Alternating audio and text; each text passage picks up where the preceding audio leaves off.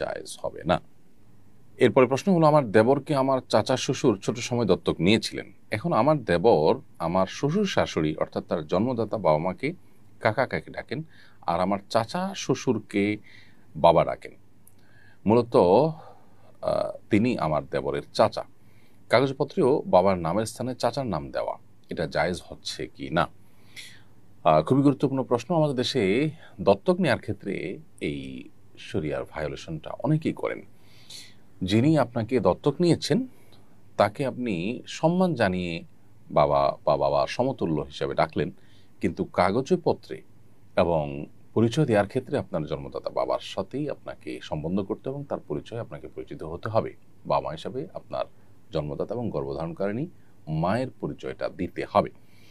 এটা যদি আপনি না করেন তাহলে সেক্ষেত্রে এটি গুনাহের কারণ হবে।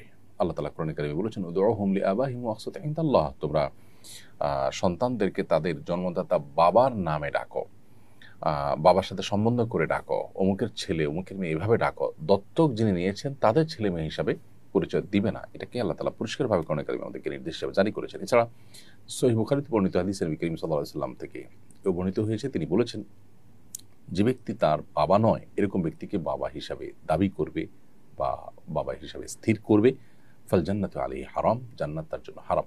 এজন্য আপনার দেবরের উচিত এই কর্মকাণ্ড পরিহার করা।